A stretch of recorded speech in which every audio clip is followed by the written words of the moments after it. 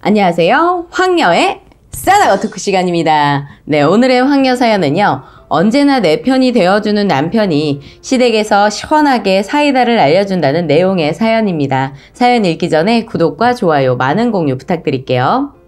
저는 경상도 남자와 살고 있는 벌써 3년차 주부입니다. 결혼한 친구들 답답한 시댁 얘기 들으면 한숨부터 나오면서 그런 생각했어요. 그렇게 힘든데 어떻게 시집가지 싶은 생각까지 했었는데 결혼해보니 정말 현실이네요. 저도 그렇고 제 주변에도 생각보다 힘든 시댁이 참 많더군요. 그래도 천만다행인 게 저는 누구보다 사이다 탄산 팡팡 터뜨려주는 저희 신랑 덕분에 시댁 스트레스 없이 지금까지 지내고 있는 관계로 그런 신랑 이야기를 한번 풀어볼까 해요. 현재 가장 스트레스 받는 것 중에 하나인데 신랑 덕에 잘 해결되었지만 이대로 살아가도 되나 싶네요. 결혼 초반 시댁에서 저희 신혼집을 장만해 주신 건 아니고 조금 저렴한 월세 개념으로 살라고 하시면서 시댁과 1분 남짓한 거리에 저희 신혼집을 차려주셨는데 결혼 전 상견례에서 저희 살림 간섭 때문에 집 얘기를 하게 되었어요. 시댁 가까이라 살짝 염려하는 저희 친정 부모님에게 그때 시어머니께서는 안심하시라며 가까이 산다고 절대 자주 부르거나 그럴 일 없다고 자기들끼리 잘 살면 된다 그렇게 말씀하시길래 저는 그때까지만 해도 난 정말 시댁 잘 만났구나 생각했습니다. 하지만 흔한 얘기처럼 결혼 후 확 바뀌시더군요. 결혼 초반에 제가 잠시 일을 3개월 정도 쉬어서 저만 집에 있었어요. 그랬더니 매일 전화하셔서 밥 먹으러 오라고 연락하시고 저도 처음엔 심심하지 않아 좋았어요. 그런데 갈 때마다 당신 아들 아침은 차려줬냐? 반찬은 뭐 해 먹였냐? 이런저런 말씀에 노이로제가 생겼어요. 그리고 사전 예고 없이 저희 집에 찾아오시는 건 물론이고요. 한 번은 비밀번호를 알려달라고까지 하셔서 얼버무리며 결국 안 알려드렸어요. 초반에는 신랑에게도 말 못하고 저 혼자 끙끙 앓고만 있었습니다. 그리고 무엇보다 내 집이 내 집 같지 않고 불안한 거예요. 시어머니가 언제 찾아오실지 몰라서 마음 편히 쉬지도 못하고 있겠더라고요. 그러다 신랑이 있는 자리에서 어머님이 저번에 했던 말과 똑같이 저에게 비번이 뭐냐고 물으시자 그 얘기를 듣던 신랑이 단호한 표정과 말투로 엄마가 우리 집 비밀번호를 알 필요가 뭐가 있어? 어쨌든 우리 살림인데 엄마가 왜 관리를 해준다 만다 그러는 거야? 그리고 자꾸 오라가라 하지 좀 마. 평소에 오라고도 안 하더니만 결혼하고 왜 자꾸 오라고 하는지 모르겠네? 신랑이 말을 이렇게까지 하니까 어머님도 저 보기 무안했던지 신랑한테 따지고 들더군요. 아들 집에 엄마가 좀 가보면 어떻다고 그렇게까지 그러냐? 그리고 집에서 별다른 반찬 없이 먹느니 여기 엄마 집 와서 같이 먹으면 좋지 안 그래? 말하시는데 남편도 가만히 있지 않더라고요. 대신 진심이 느껴지는 표정으로 말했어요. 나랑 와이프 사는 집이지 아들 집은 무슨? 이렇게 말을 하면서 앞으로의 당부도 하더군요. 원래 아들 결혼시키면 내 아들이 아니라 그 집 가장이고 그 집 남자가 되는 거야. 다른 땐 아들 찾지도 않더니만 이제 와서 왜 이렇게 아들을 찾아요? 그리고 반찬 1개든 2개든 우리끼리 먹는 게 오붓하고 더 좋으니까 별일 없으면 이제 부르지 마세요. 저 순간 이 상황을 어쩌지 했어요. 신랑이 원래 반말 존댓말 비슷하게 말하니까 좀 그렇게 들리기도 했는데 거기에다 직설적인 편이어서 상황이 그랬어요. 원래 저에게도 조금 직설적인 편인데 부모님께도 똑같이 하는 거 보고 놀랐어요. 그리고 신랑의 말을 듣고 난 어머니의 표정이 살짝 상처받으신 표정이었는데 신경 쓰지 않더라고요. 저도 신랑의 그런 모습을 처음 보고 부모님한테 너무 심한 거 아닌가 했어요. 그래서 제가 오히려 거기서 어머니를 토닥여 드렸네요. 어쨌든 그 일이 있고부터는 신랑 말 듣고 참 편하게 잘 살고 있습니다. 두 번째는 시누이가 신랑한테 자꾸 삼촌이 아닌 아빠 자리를 채워주기를 바라는 거예요. 그때 신랑의 한마디는 삼촌은 삼촌일 뿐이라고 딱 잘라 말하더군요. 신랑은 누나가 3명 있습니다.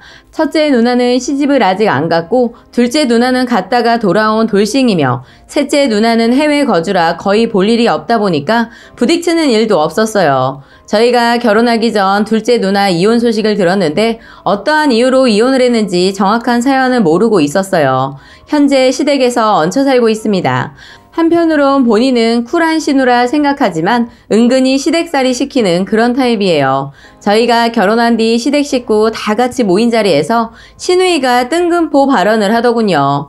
우리 하늘이는 엄마가 못나서 아빠 없이 커서 상처받을까 걱정했는데 그래도 다행히 삼촌이 있네 했더니 신랑이 누나가 아빠같이 대해주고 그래야지 않겠어? 한마디로 누나가 아빠 못까지 해서 조카를 돌봐라 이 말이었어요. 신랑이 이런 말을 하는 데에는 이유가 있었어요. 실제로도 제가 시댁 가면 조카를 저에게 떠맡기려는 모습도 쭉 보여왔었는데 다행히도 저는 그나마 애를 이뻐하는 편이라 그냥저냥 잘 놀아줬어요.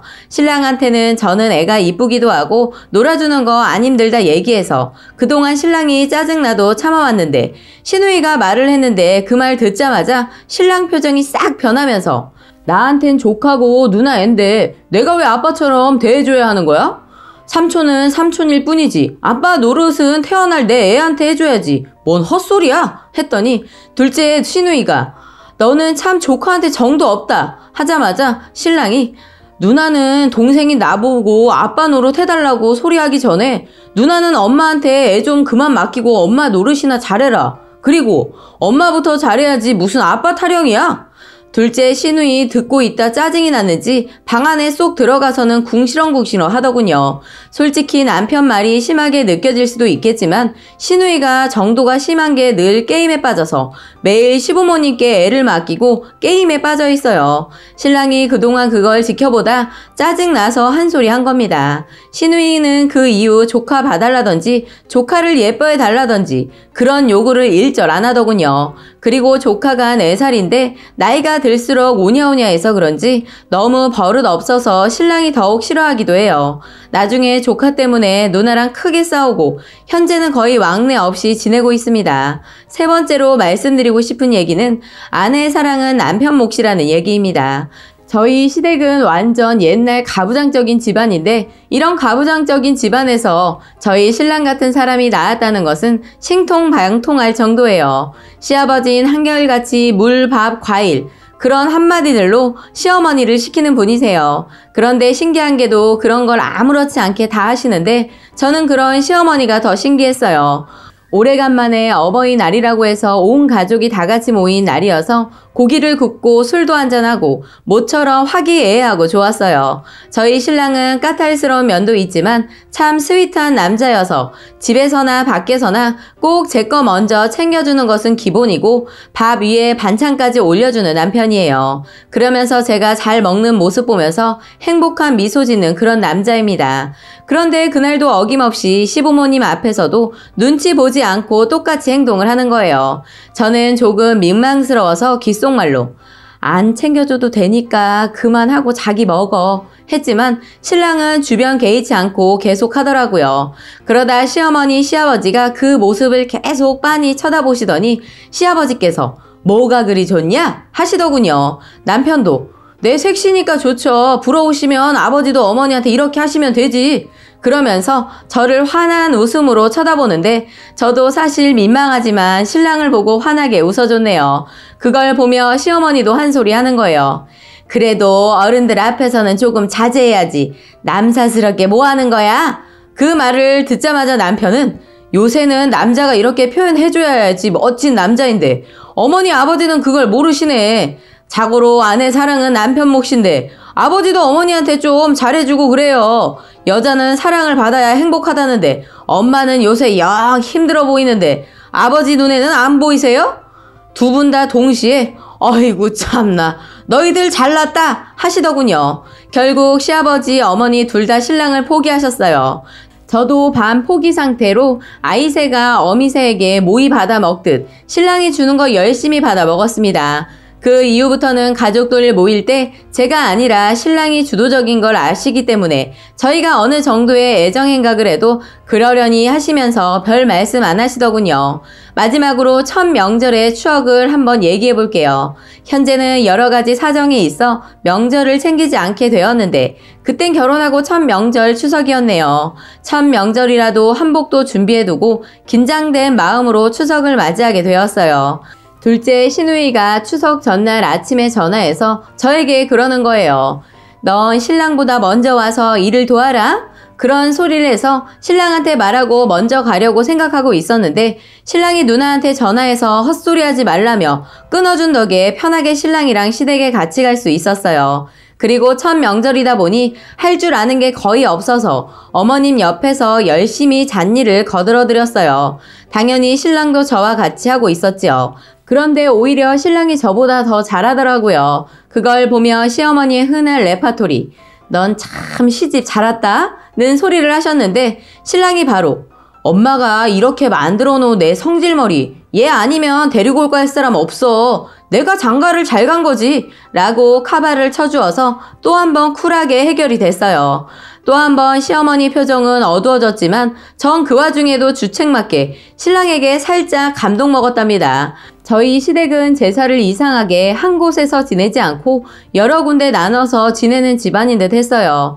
처음은 저희 시댁, 그리고 큰댁, 그 다음은 또 다른 친척집, 이런 식으로 지낸다고 하더라고요. 처음 경험해보는 거라 무척 피곤했어요. 저희 친정은 큰 댁에서 다 모여서 한 번에 하고 끝나는데 그렇게 몇 군데 돌아다니니 아직 성묘도 다녀오지 않았는데 어느새 점심시간이 훌쩍 지났더라고요. 저희 친정은 제사 지내고 성묘 다녀오자마자 12시쯤 다 파하는 분위기여서 당연히 시댁도 그럴 줄 알았어요. 하지만 그렇지 않더라고요. 뭐 가풍이라는 게 있는 것이니 하고 일단 기다려보자 하고 기다렸더니 시간이 2시, 3시, 4시 30분 밤이 되어가는 거예요. 신랑이 저를 보며 눈치를 보고 있어서 괜찮으니까 더 이따 가자 하니까 그냥 잠자코 있던 신랑도 뭔가 빵 터졌는지 갑자기 시아버지에게 달려가서 말하더군요. 우리 이제 갈게요. 시아버지는 벌써 가려고? 성묘 갔다 가지? 남편 화가 나서 성묘 갔다가 저녁에 가라고? 아니, 와이프는 기다리는 가족 없는 줄 알아요? 와이프 첫 명절이라 끝까지 있으려고 하는데 내가 속상해서 더는 못 그러겠으니까 이제 갈게요. 결혼 전엔 제사도 안 돌고 그냥 나보고 집에서 쉬라고 그러더만 왜 결혼하고 나서 이렇게 데리고 당기려고 하는지 모르겠네. 진짜 이제부터 명절에 예전처럼 첫 제사만 지내고 빠질 거니까 그렇게 아세요. 라고 말하고 제 손을 이끌고 바로 나왔어요. 그리고 곧바로 친정으로 갔죠. 저희 친정에서는 목 빠지게 기다리던 부모님뿐만 아니라 집안 어른들께서도 첫 사위 한번 보시겠다고 기다리셨는데 그 친척들 보니 괜시리 눈물이 나오려고 하더군요. 저희는 늦어서 죄송하다며 사들고 간 술과 함께 부모님과 친척분들과 하고 화기애애한 술자리로 즐겁게 마무리했어요. 이 밖에도 얘기거리가 참 많은데 신랑 덕분에 스트레스 받지 않고 잘 살고 있습니다. 결혼 전 생각했던 것보다 힘든 시댁이었는데 모든 걸 신랑이 다 카바쳐주고 하니까 너무 좋긴 한데 이렇게 하니까 오히려 가끔 한 번씩 시부모님 걱정까지 되는 거예요. 그러다 보니 아이러니하게도 제가 효부가 되어가네요. 신랑이 진짜 까칠한 아들이거든요. 그래도 시부모님은 어릴 때부터 신랑의 그런 성격을 아시기 때문인지 별 말씀은 안 하세요. 나중에 알게 되었는데 신랑이 부모님께 까칠하게 대하는 데에는 여러 가지 이유가 있다고 하네요. 나중에 기회가 된다면 못다한 이야기 들고 다시 올게요. 라고 사연 올려주셨습니다. 오늘의 사연 여기까지였고요. 많은 공유와 여러분들의 생각이나 느낀 점이 있다면 댓글로 표현해 보시기 바랍니다.